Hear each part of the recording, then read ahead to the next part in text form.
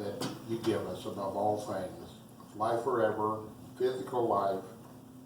We thank you for this gathering, and we ask that from the speaker we take into our hearts the honor of being your children, the honor of hearing you through our speaker, and we ask that we may always remember your goodness and your blessings, that we take away your graces and serve you with all we do in our life.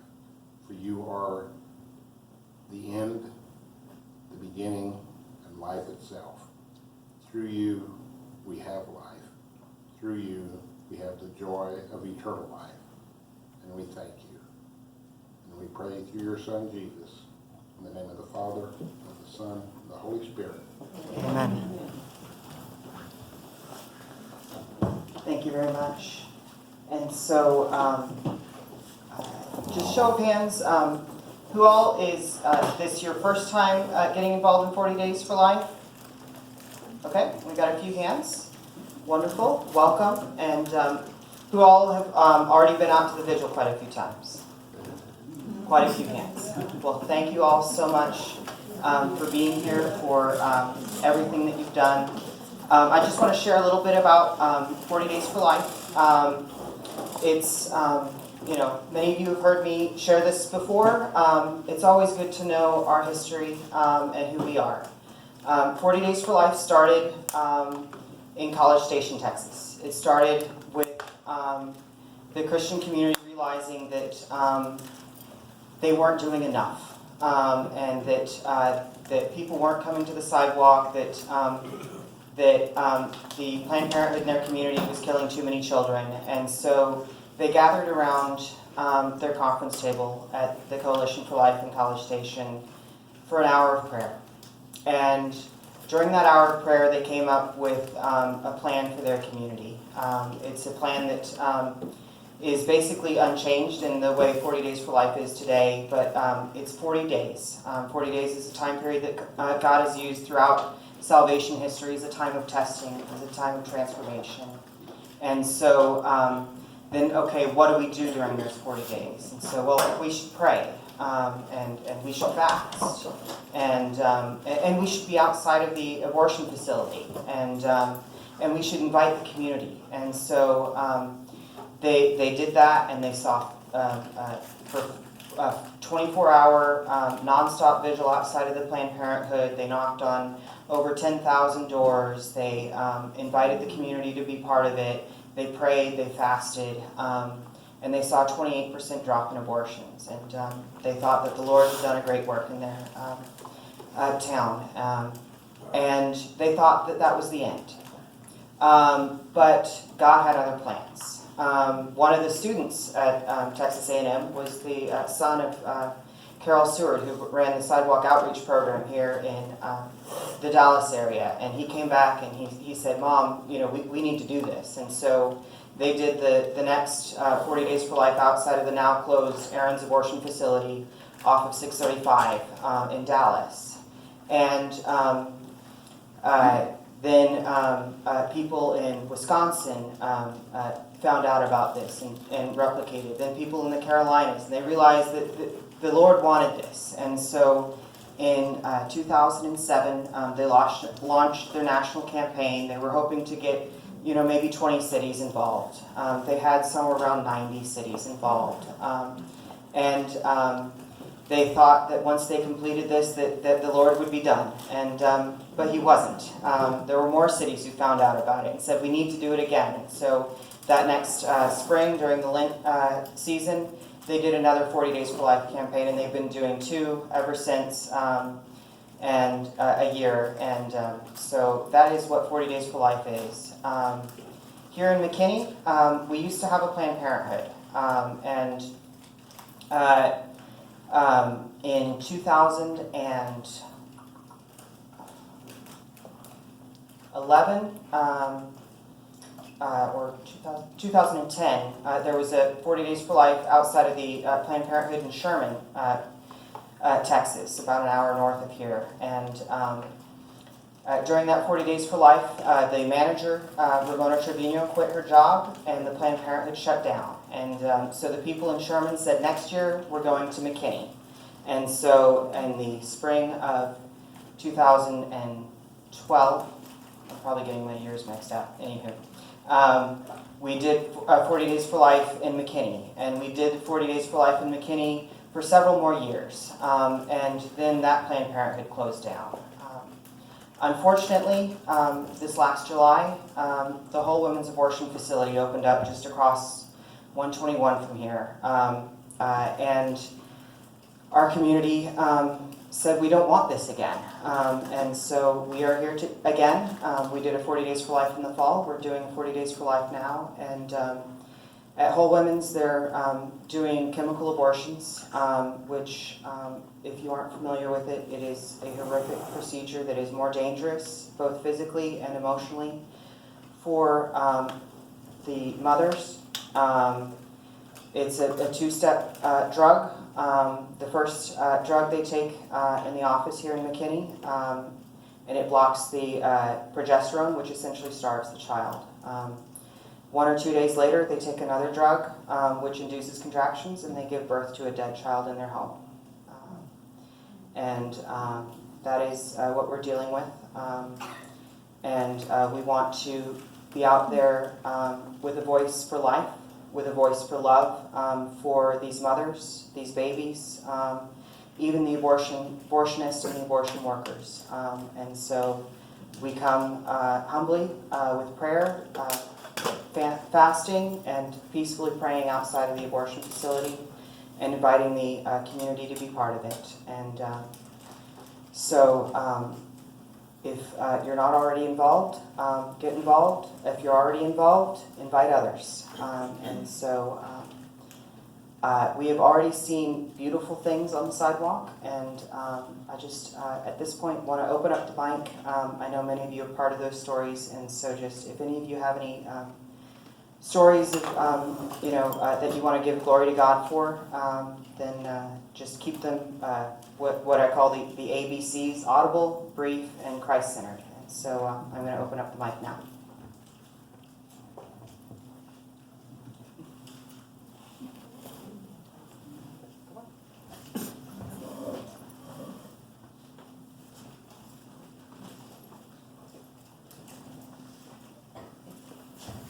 Thanks, Paul. Some of you have heard the story, but it's worth repeating. So we were standing on the sidewalk, and there were 3 or 4 of us. Paul was off to the right, and me and Marie and a few others were standing and praying, and a car slowly started pulling out of the parking lot, and the driver called out, "Oh, something like that." And we looked at each other, what was he saying? And he said, "We're going to keep the baby." And so, it was Joanne. That's right, Joanne Underwood. So she met them as they were at the edge of the road, and they talked. And she said, "Well, what will you name the baby?" Well, they didn't have a name yet, but they looked at each other and thought about it. And then the man said, "We're going to name him Abraham." And so that was, we consider that as saved. Yeah.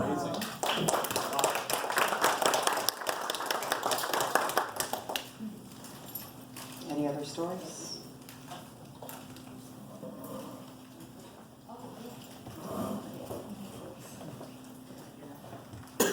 Okay, so this is crazy, but the very first time that they opened, I went out and I had just gotten trained for sidewalk counseling with Joanne, and I knew nothing. I'm green. Yeah,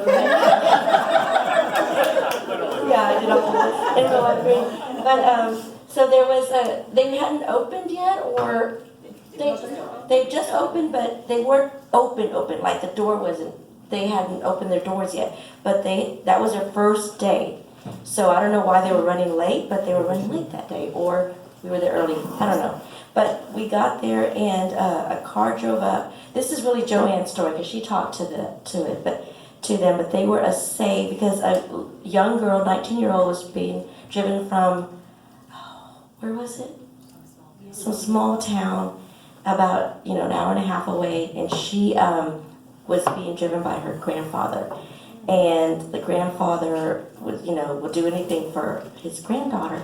And Joanne talked to them, and they were like, well, we have to leave. And so Joanne went to the car and talked to them and said, what's going on? What brings you out here? And so they told her. And her name was, I think, Abby. I believe it was Abby. And so that gave us chills. And so she talked her into going into, what is the name of this? Birth choice. Because that's what we knew. Because out here was the first, we didn't know anything yet. We had to do the research on and to find out where the clinics were nearby and everything. But so that was a statement. That was the first day. And I thought, well, that is a miracle, because that gives us hope that that's going to be the case. This isn't going to last here. So we just keep praying. And then I'll tell you, I came for the fall. That was the fall. So I was there the first day of this spring, 40 Days for Life. And people were running, honking and pointing to heaven and not being very friendly. And then as soon as I was getting kind of, a little bit sad about it, like, oh my goodness, nobody wants us here. And then a car whipped back around. So I just had to come back, and I thought they were gonna say something else to us. And this guy reminded me of Paul, and I thought, oh, what is Paul doing? He got in the car. And it wasn't Paul, but it was a beautiful redheaded man, and he said to us, I had to come back and tell you how happy I am that you're here. Please keep coming. What you're doing is a good thing. God bless you. And I said, I love you, brother. God bless you too. And he started, I love y'all. And he was driving off. So it was like consolation when you don't have those good vibes, that you're being torn down and you're standing at the gates of hell at these abortion clinics. So it was a blessing to me and my friend, another friend of mine from St. Francis, who was able to be there. She's new. She hasn't done a lot, but she's coming up on Fridays. So it was good for her to also witness that.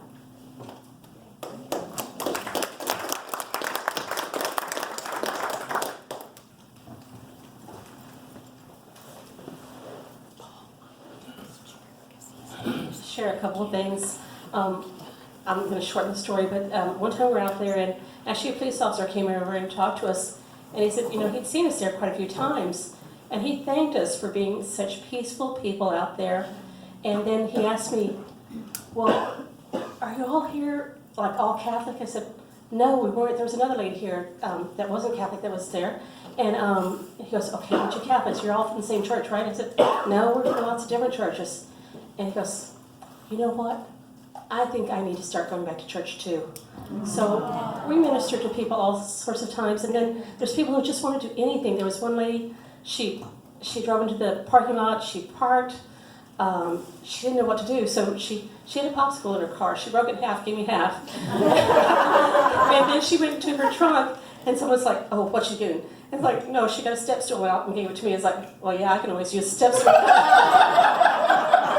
Anyway, people are just very, very friendly, and they really appreciate our prayer and us being there. And the moms, too. I remember Paul telling me about a mom talking to him, and she said, my name's Nicole. I'm going to keep the baby, but please pray for me. So she's in my prayer every day. So please keep all of these people in your prayer. Thank you.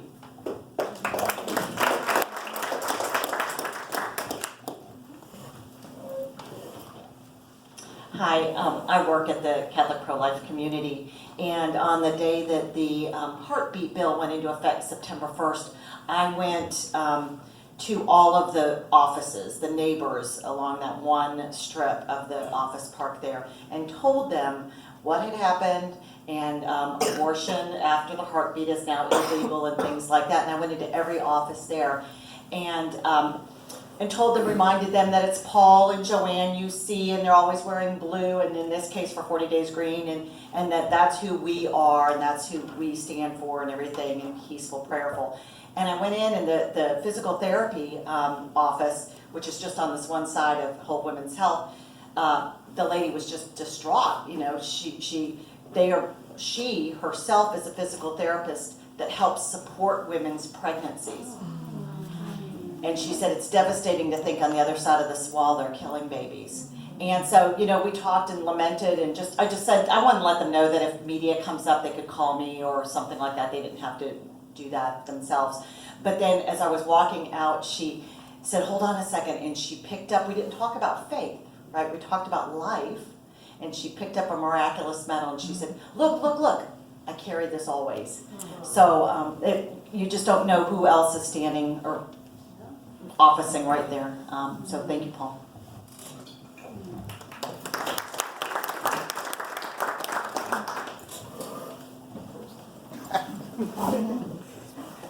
It doesn't matter, okay. Should I come up to the front? My name is Paul Staffen. We're relatively new to McKinney and St. Gabriel's.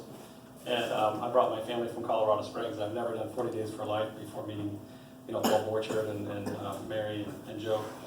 But I just felt called to get involved, in the pro-life committee. And, the Lord was just calling me. And I'm like, okay, Lord, what do I do? So anyways, I started doing the 40 Days for Life, out there and praying out there. I thought, okay, it's cold or wet or it's uncomfortable. It's kind of odd that I'm out here, but I did it. And I've had a couple people come by. It was kind of strange. One guy, when I was out there, he came by and he pulled up on the end of the sidewalk there as he's trying to pull out. And I was like, okay, he's rolling his window down. What's he going to do? Is he going to do something weird or yell at me or whatever? And he didn't do that. He's like, what's going on here? What are you guys doing out here? So I explained to him what we were doing. And he says, I live in the houses in the community across the street. He said, if that's an abortion clinic, I don't want it right here. Let me go home and get some gasoline and we'll gas this place. Burn it up, I said, no, we're prayerful, don't do that. But then another day on a Saturday, I don't know why, the Lord just told me to go out there. It was beautiful. I just went out there. I'm like, okay, Lord, I'm going out there. I don't know why, I'll be there. I'm just going to be your instrument for your peace. And some guy pulls up in a car, and he says, what are you all doing out here? What? And I said, we're just praying. There's an abortion clinic right here. He says, well, I live right down the street, and my gosh, I can't believe anybody would kill their baby. He said, my son is in the hospital. He's in the NICU. My little baby son, his name is Adam. He says, will you please pray for him? And he says, I can't believe people would kill their baby out here. So that little Adam's been on my prayer list for a long time. So those are my two stories.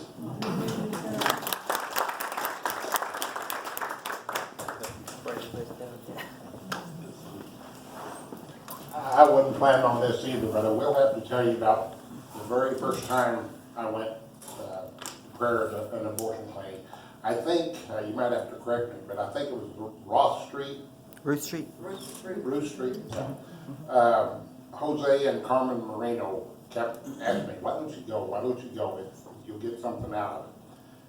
We were there. It was a beautiful day. The sun was shining early in the morning. And I noticed this family, Hispanic family, probably 2 years old to 80 years old. And they were all saying the rosary in Spanish. I thought, well, that's really neat. I thought, like I said, that's truly family. A little later, there was this woman that come up, and she was just kind of looking around, not really with us, but she walked by, and she was carrying this probably a 1-year-old little infant. She also spoke Spanish, had no idea what they were talking about, and Jose and Carmen had talked to them, and what she was doing, she was going to every abortion clinic at that time. There were, I don't know how many, but several more than there are now. And I noticed different ones started crying, started getting tears in their eyes.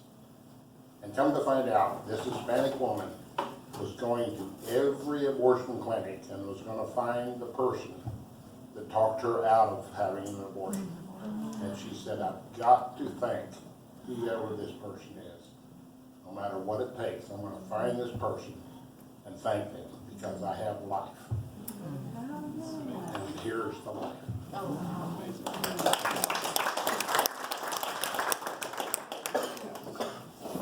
Yeah, just real quick. The times that I've gone out there, I don't know what it is, but I see a lot of people that are excited. A lot of them give me thumbs up. A whole bunch of them gives me the 1-finger salute. And I just pray for them. I mean, after a while, like, you know, like after I get there, if I don't get a one finger salute, I'm just like, when is it gonna happen? It's like going fishing, and if I don't get that first one finger salute, I'm like, somebody, you know. But I just pray for these people to have a change of heart, because that's all I could do. It must be working because we're not getting any.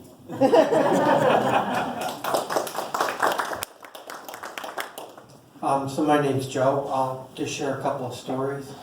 First of all, I never noticed the one finger salute, seriously. I mean, either I'm like not paying attention, or I just, get noticed all the people, cheering me on. So, but in the fall, I was there, and I got to watch the fence fall down, because they put the fence up there, and then next time I came over, they had put plastic over it, so that you couldn't see through it, because before, even though they had the fence, you could still see and make eye contact. And the wind was just blowing a little bit, and I noticed it picking up that the plastic, and I says, that fence, the wind's going to blow the fence down. So as I was walking back and forth, I started praying for the Lord to make the wind blow the fence down. And sure enough, after a while, the fence blew down and almost broke one of the windows on the where it was going into the building. So that was there. And then right after that, a car came by. It was interesting, because the car drove by, drove around, drove like 3 or 4 times, had driven around, and then the woman stopped and made eye contact with me, and then I showed the pamphlet to her, and then she drove away and left. She didn't take the pamphlet, but I did get another opportunity to talk to a nice young couple, and he wanted to keep the baby. The father did. The mother was the one that was like, no, I'm in college. It's going to interrupt my college course and career, and so she was the one pushing to get the abortion. But so I just talked to him and encouraged him and prayed for him, and I don't know what happened, but I do know that he really, really wanted to keep the baby. So he was trying to convince her on that. But those are my stories.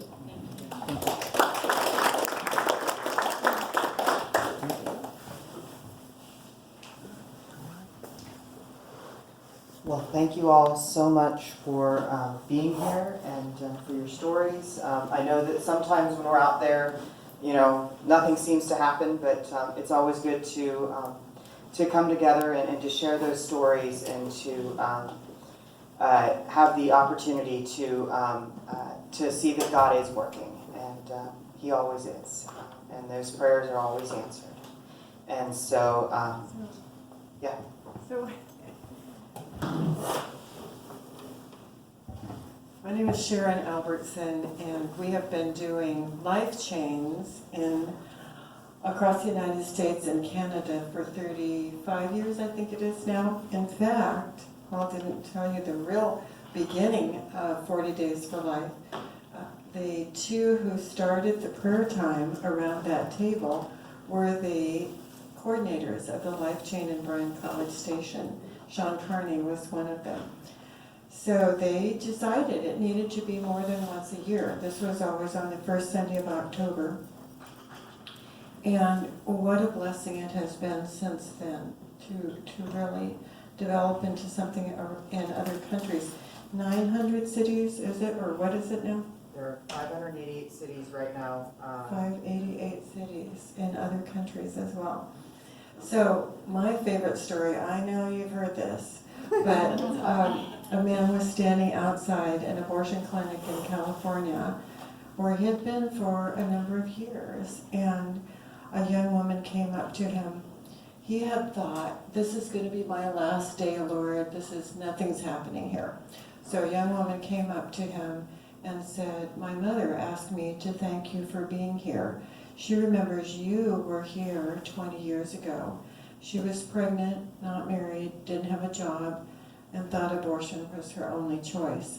And after she saw your sign and talked to you for just a few minutes, she decided not to have the abortion, and I was the baby she would have aborted. And even more, she wanted me to thank you because this is her first grandbaby, and she showed him the baby she was holding.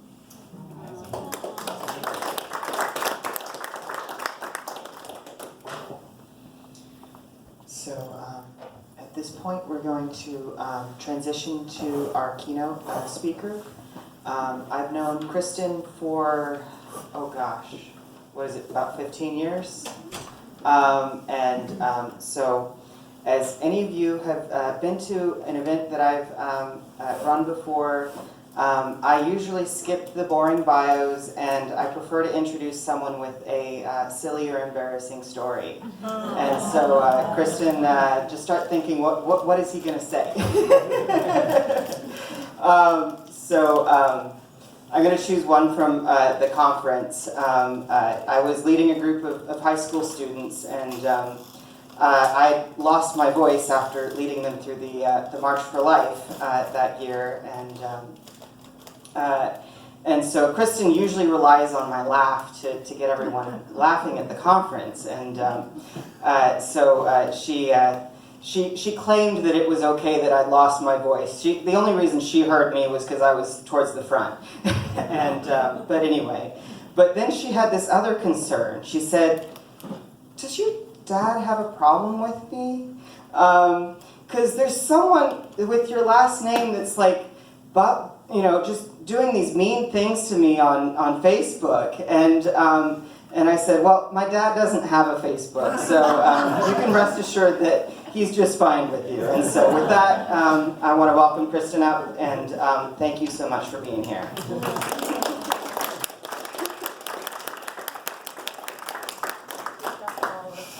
You can't keep track of all the stories? Which one were you thinking I was going to share? I don't know. Usually I'm so sleep deprived by the time of our summit comes, I don't really remember much of the day beyond the day that it actually happened and then off of how it hit. So I want to thank you guys for having me tonight, and I want to thank you for all the amazing work you guys are doing out in front of the abortion facility here. I think in the pro-life movement, the hardest work there is to be in front of the abortion facility every day and to commit yourself to that part of this mission. So I want to thank you for that work because I find it incredibly, incredibly difficult.